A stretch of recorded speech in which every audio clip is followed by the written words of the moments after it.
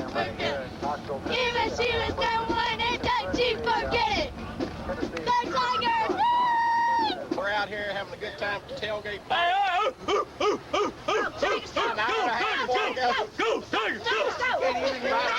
Full game time, and Memphis State's going to beat them Indians tonight. Yeah. Well, we're looking for victory tonight. We were down last week. We're up tonight. I guarantee you we're going to be ready for it. We're tigered up. We're getting fed. Take a picture, Tom.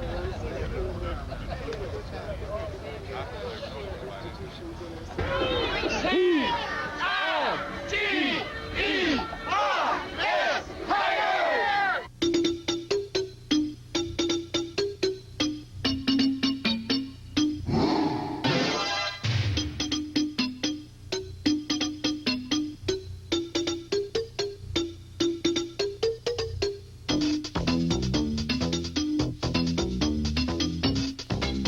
WHBQ-TV presents Memphis State University Football. The Charlie Bailey Show. With the voice of the Tigers, Paul Hartledge. And MSU head coach, Charlie Bailey. Everybody, and welcome to the Liberty Bowl locker room, where on Saturday night the Tigers dusted off Arkansas State by a final score of 9-7. And Coach, you got to be happy that evens off the record so far, 1-1 for Memphis State. Well, I tell you, Larry Lacewell, whenever he brings that group across that river, he has them ready to play, and they were ready again tonight. You know, we came out there and played good football early in the ball game, but those old guys, they hang in there, and that shows that they're a well-coached football team and well-drilled, and they played good football all night long. But I'm real proud of our football team, the way that we came out there, we're ready to play, and we're emotionally ready, and we really took it to Arkansas State early in the ball game, and our kids hung in there throughout the ball game. And I can't say enough about our football players, because they played inspired football all night long and came up with some big plays, especially on defense, whenever we needed it. I'm sure when people around the country look at the score 9-7, they're going to say, that must have been a boring football game. But there were a lot of drives that did not culminate in scores in this football game. Yes, and we made some mistakes during those times. We had a couple penalties, movement, and, you know, those things, and we got to improve in those areas. But, you know, early in the ball game, I felt that Coach Dickey really did a great job calling the plays, and we ran a little bit of what we call the veer offense, and Billy Moody made a couple big plays, and, you know, everything was kind of falling into place early part of the ball game, and then they kind of stiffened, and yardage was hard to come by. Well, it was a big first half for the Tigers as they put all 9 of their points on the board. We'll come back and take a look at all the scoring plays and more on the Charlie Bailey Show. The Charlie Bailey Show is brought to you by the Coca-Cola Bottling Company of Memphis. Think Memphis State. Think Coke. Crown Distributing and the Adolph Coors Company. Massey's Foreign Auto Parts. And Shoney's, America's Dinner Table. Arkansas State won the toss to open Saturday night's game at the Liberty Bowl, but the Indians decided to defer, so Memphis State took the kickoff. And, Coach, it was a heck of a drive for the Tigers. Best field position, really, you had all night to start a drive. I know, in the first half, it was unbelievable. You know, with that ball control offense, they would control a little bit and punt down, but our offense really took charge on that opening possession and moved the ball down the field. Timmy Jones came out throwing, too, second play from scrimmage. Oh, Timmy was ready to play tonight, and, you know, there's been a lot of people around the community down on Timmy a little bit, but, you know, he's a complete football player, and he can throw the football, and we just got to give him the opportunity to throw it. And he can make some big plays for it. He made some big plays tonight, and I'm real proud of Timmy. Timmy Jones almost had a 56-yard touchdown pass, but a pass interference was called, and Jeff Fight was wide open. Yes, we had an audible in that play. They lined up in what we call two-sky coverage, and he had the ability to, you know, come up the line of scrimmage and audible whenever he saw that, and he audible to what we call blue 490, and we'd send that the inside receivers just straight down the field to him, and there was an interference, and we came up with a big play there. A couple of third downs in this drive, too, but the Tigers were perfect. Jones picks up 5 one time and needed 4. Yes, we ran a sprint out pass, and he gained the yardage, and you know what we needed. Big Bill Moody started at fullback for you, and he ripped off some nice runs in the first half. Yeah, Billy ran what we call a 30 series. That's the read option series where he comes down and reads the defensive tackle. Timmy does. If the tackle closes, he pulls the ball. If the tackle does not close, and he gives him the ball, and the tackle didn't close, he gave him the ball, and he came up with a big play for us. Well, the Tigers knock on Arkansas State's door, have it 3rd down and goal at the 3, and Marvin Cox gets the call. Full house backfield for the Tigers. Moody, Cox, and Gerald White behind Tim Jones. The stack guy. The ball is handed off. It's fake. Now the flip out is to Cox, and he is into the end zone for the touchdown. Marvin Cox with his first collegiate touchdown for Memphis State from 2 yards out. On the option to the right, Timmy Jones was hit, flipped it out to big Marvin Cox, and he rolled in unmolested. The Tigers are on the board. They lead Arkansas State 6-0. That's a little lead option play where we fake the lead inside and we bring the far halfback around for the pitch course, and their cornerback played Tim, and they had nobody for pitch responsibility, and he was able to walk in. Coach Bailey wanted to go with 14 lead option, and that's the play where we fake the 14 lead and we pitch off the end, and Timmy said watch for the quick pitch, and I just stayed with Timmy. It was a quick pitch, and it was just end zone. All I saw was green, and I just wanted to get there. That's all. The extra point was no good, but it was kicked right into the wind, and I think that may have been a factor. Well, we really needed that. Later on, that kind of scared me because, they're at the end of the ball game, and we need to make those kind of chip shots. Well, Arkansas State comes back, and they put together a pretty good drive. The big guy is Kimball, that fullback. He was tough to take down. Yes, early in the ball game, we were playing basically just eagle-type defense that we were using, and they were running the fullback quite well inside, and later on made an adjustment. We went to a different type defense. We were able to shut down the fullback. Well, Arkansas State's forced to punt. The Tigers get it back, but then Tim Jones gets injured. Yeah, that's when Timmy gets banged up. He's got a nerve problem in his neck, and every time he gets hit on that thing, it really bothers him. He loses a lot of strength in there, and tonight he wasn't able to go the second half, and but I felt that Rusty Trail came in and just did a great job. Well, his first play, he fumbles the ball, and Arkansas State gets great field position at the 17-yard line. Yes, we had a sprint out called where we just sent one receiver out, and he sprints out. If the guy's covered, he runs the ball, and he decided to run, but he fumbled the ball, and he's going to learn to hang on to football. Arkansas State has it 1st and goal at the 6-yard line. Clarence Haver comes up with the big play, the sack. Oh, we had some big plays down there, and it was great that our defense played so well in that part of the football field because we played good there tonight. Well, it's a game of inches from 32 yards out. It's a chip shot, but the ball hits the upright on the field goal attempt. Well, thank God. That thing did hit, bounced off, and that really inspired our entire football team.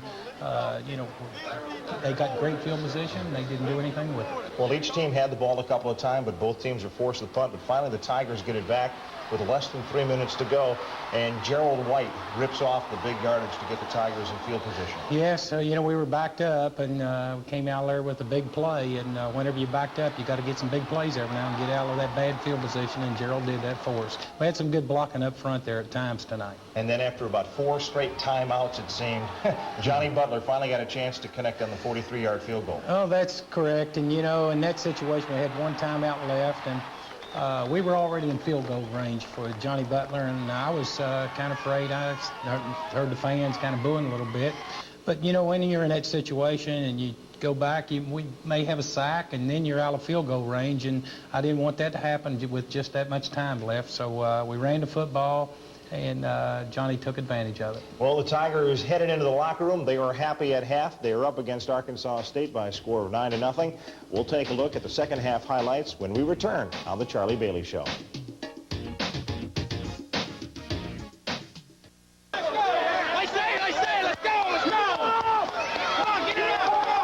Second half of this game really turned into a defensive struggle. Neither team really gaining advantage until Arkansas State got the first break, and that was a pass interception. Yes, we have what we call an all streak there, and then we bring X in, split in on what we call a bend route. And, if we read the coverage that they had on, our quarterback, he needs to go to the wide receiver or go to the bend route. And, he went ahead and chose to go with the inside receiver, and he was covered, and they tipped the ball, and they came up with a big interception. Well, Arkansas State moved the ball all the way down to the Tigers' 6-yard line where they faced a 4th and 1, and again the defense rose to the occasion. Johnson, barking signals, gives it to his second man. That's number 30, Houston, and Houston is going to be wrapped up. Depends on the spot. They're going to check the spot. I don't think he got it. I don't think so either. They ran a little counter dive in there. We were in a goal line gap defense, and they ran a counter dive, and our defense got great penetration, came up with a big play, and once again, our defense came up with big plays for us. It's the end of the 3rd quarter, and the Tigers have just terrible ball position inside your own 10-yard line, but that's when the running game started to click for you. Yes, that, you know, during the course of the night, we did not have very good field position all night long. And, you know, whenever we backed up, we were running the football. And I think old Rusty there at one occasion, we had a fake toss, bootleg, and he comes outside and was able to get a first down. And also Gerald White came up with a big play for us. And which, you know, at those, whenever you're backed up like this, somebody's got to come up with a big play. And X-Man, his first time in front of the hometown fans, has a big play for you. Yeah, Xavier ran a lead draw and had, what, 18 yards or so on the play, and Xavier's going to play a lot more football. You know, he's getting into the swing of things and getting to feel a little more comfortable each time he goes out to practice, knowing what to do, and he's going to get better and better. But then that turnaround bugaboo. Again, trail hit hard this time. The ball pops loose. Yes, we had an option called, and they were in what we call a double eagle look, and fired the linebacker, and we didn't have anybody picking him up, and he hit the quarterback and had a bad pitch to Gerald out there. But quarterback should never pitch off of a linebacker on an option play, and he's got to always pitch off the defensive end. He pitched off the linebacker and bad pitch, and they recovered and got great field position again. With great field position, then the long pass where the kid is wide open. Houston down on the 10-yard line. How did he get so wide open? Well, we had a zone coverage on, and where our backside corner, he's playing half field, and our corner, he comes in, he plays a post route, exactly what he's supposed to do, but our strong safety is supposed to run with what we call the wheel route, and he did run with him, and he was wide open. Our strong safety, he just froze and let the guy run totally past him, and he was wide open. That was a big play in the ball game. Well, ASU tries 2 times to jam it in from the 8-yard line, and finally they have to wind up using some chicanery for the touchdown. Yeah, they ran a little halfback pass back there, and you know, I don't think her safety inside really keyed the tight end, and the tight end released, and they threw him past, and whenever the tight end's released, the safety's got to pick up the tight end. He didn't do it. Well, we're starting to think trouble now. There's about 11 minutes left in the game, and all at once it's a 10-7 ball game, and the Tigers don't get very good field position. You start your next drive on the 21, but once again, Rusty and his backs get you out of trouble. Yes, Rusty, once again, he did a great job, and I think he faked ran a bootleg, what we call a naked, hit the fullback in the flat, and he came up with a big play there and got a lot of yards. I think he hit Wayne Pryor on that particular play. Well, 3 punts back and forth, and finally there's 3 minutes left. The Tigers back inside their own 20, and the little dump pass to Wayne Pryor really set the Tigers up, got them out of bad field position. Yes, once again, same thing. It was a little naked pass, and big play for us right there, put the fullback in the flat. It was there all night long. We probably should have run it more often. And you got the tight end involved, too. Yes, now this was a different type of bootleg. This is where we fake the toss, and then he comes out naked, and we hit the tight end on the crossing route, which was a big play, because there we had bad field position. You know, we had long yardage, and we almost got the first down, but you know, I chose right there to go ahead and use up a lot of the clock and have a delay call for 5 yards, and then we punted. Okay, then Arkansas State has one final chance. The Torrey Epps really snuffs that out. Oh, Torrey, you know, at that point, he didn't have to play the run. And when you're a defensive lineman, you don't have to play the run. You don't have to worry about it. He can tee off, and that's what he did. He teed off and came through and came up the big play for us whenever we needed it. Well, the clock struck 0, and the Tigers were on top, 9-7. Even their record out at 1-1. A couple of big stars in this football game, and we'll be back and meet the players of the game right after this timeout down the Charlie Bailey Show. Tell you what, you did that ball game. You hung in there like that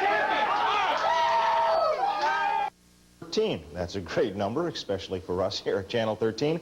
Timmy Jones. Timmy was hurt, but you really liked what he did the quarter and a half that he played. Oh, he did. He played good football and took the team right down for a score. and everything he was doing well tonight. He had a big long run on the quarterback lead draw, and he makes so many big plays. It's unbelievable. A lot of people forget about Tim out there. He can run the football, and he's a better passer than a lot of people.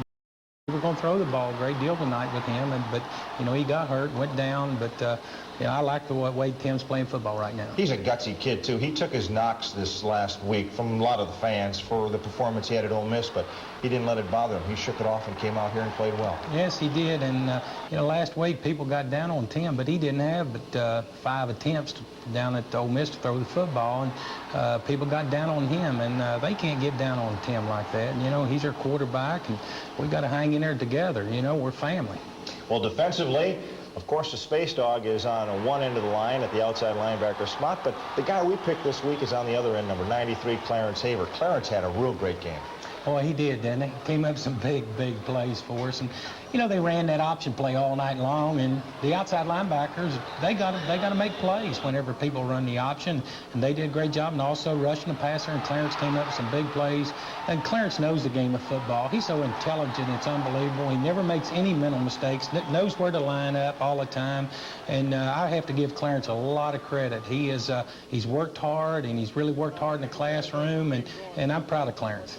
Clarence Haver and Tim Jones are offensive and defensive players of the game. Now we're going to start a new feature that we'll have every week here called Tiger Snapshot. This week we have a profile of Memphis State cornerback Mike Nettles. He's got great work habits, and you know, ever since we've been here, he's done everything we've asked him to do. I've never seen a young man work as hard as him. Every day, each day of practice, never misses any practice. He just goes out there and gets a job done, and he enjoys football. He loves the game of football, and I really think to be a good football player, you got to enjoy the game, and he enjoys it. Mike can also return punts if we ask him to do that. Great pass defender. He's got really good feet, and got a great knowledge of the game, and you know, all the pro scouts are high on Mike. Well, I think I can play pretty physical. You know, that's what you need to do extra as a corner, and I'm kind of quick. Mike Nettles' strength has to be in his leadership, number one. Number two, he's a very quick young man. He's very strong. He's very durable. And when we decide on our personnel, we always look for someone who's going to be there on Saturdays. And a lot of players are good athletes, though, but they're always hurt. They're always in the training room somewhere. But Michael's always on the field, so we can count on him and depend on him. Well, he's a leader by example. You know, he's not very vocal, but he's a leader by example because of the great effort that he gives. I try my best, too, right now, because when I came here, there were some leaders, Tim Harris, etc., all those. And, you know, I tried my best to take out those guys because I felt that I looked up to them as leaders, and if everybody else looked up to me like I looked up to them, then maybe they'll be like me when I'm a senior. During my period of time working with Mike in the last 4 years, he has been a big inspiration. I've seen Mike come a long way from a freshman all up to his senior year now. And he has been a leader almost every single year, but more vocal this year than any other time. What is it that makes a guy want to work so hard? I mean, does Mike look ahead to what he wants to do in football, or is he just that type of kid that he isn't happy unless he's going all out? I think he's that type of young man. I really think it goes back to, you know, probably his childhood with his mama and you know, family, doing everything he's supposed to do, and he just carries over on the football field, and he just gives you great effort throughout, and I love Mike Nettles. I know we was playing a man-to-man coverage, and it was an off man. And my receiver, he was taking me deep. I read it all the way. And my free safety, he was calling ball. And I kind of looked over my shoulder and I saw the ball coming. So I just turned around and I jumped up in the air. And the ball was right there. And I just took up down the sideline. And as I was going, you know, I saw all my blocks. But there was a couple guys coming from the inside. And I had to slow down and try to get around them. And they tackled me there. You know, after the game, we know we lost and everything, and we were kind of down. But yet, you know, I heard a lot of guys saying there's nothing wrong with going 10-1. So, you know, right then and there, I said, well, they have confidence. And who knows, that could have been the best thing to happen to us.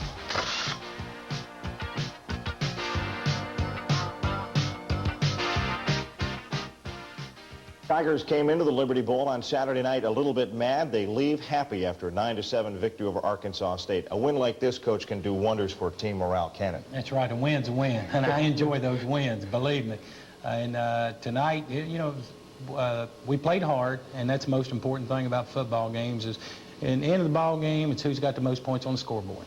but they got them keep on coming. Louisville next week, and it's away from home. That's right. We play at Louisville, and Louisville's had 2 tough games. They played Maryland in the opening ball game, played Maryland close. They were ahead of Maryland at one time, and Maryland came back and beat them. And then they played Wyoming, and Wyoming's a heck of a football team. As you remember, they beat the heck out of Brigham Young, and Brigham Young came back and beat the heck out of Texas. And that shows you what type of football team Wyoming has. And I just fire in our eyes again and play good, sound football. And once again, we got some areas we need to improve in, but I think we got a chance to get better and better as the season goes on. Well, last year the Tigers really tattooed the Cardinals here at home. Yes, we played great defense last year, and we got great pressure on our quarterback, Jay Gruden, and that's how you beat a passing football team. You got to put great pressure on the quarterback, and we did that last year. Jay Gruden is back for Louisville this year. He was a pretty good quarterback, although last year it didn't seem that way because, I mean, he was just harassed the entire game. Yes, you know, he's back. The ball downfield, and once again we got to put great pressure on the quarterback, and they've improved a little bit with their running game. They got a good tailback up there, and we also got to play what we call the sprint draw. We got to take that away, and we got to go up there and just play inspired football. How about the parallels between Louisville and Memphis State, both city universities and metropolitan areas that really don't have the great football tradition yet, but with coaches like you and then Schnellenberger at Louisville hope to build on that? Well, we hope so. We hope so, and we hope we get better and better. Well, the Tigers against the Cardinals next Saturday in Louisville. Game time is 3 o'clock in Memphis. Be sure to join me and Bob Rush at 2:30 for the pregame show and then the play-by-play on Kicks 106 and the Memphis State Tiger Football Network. For the coach, I'm Paul Hartlich. Thanks for joining us. Have a nice Sunday. The Charlie Bailey Show has been brought to you by the Coca-Cola Bottling Company of Memphis. Think Memphis State, think Coke. Crown Distributing and the Adolph Coors Company. Massey's Foreign Auto Parts, and Shoney's, America's Dinner Table.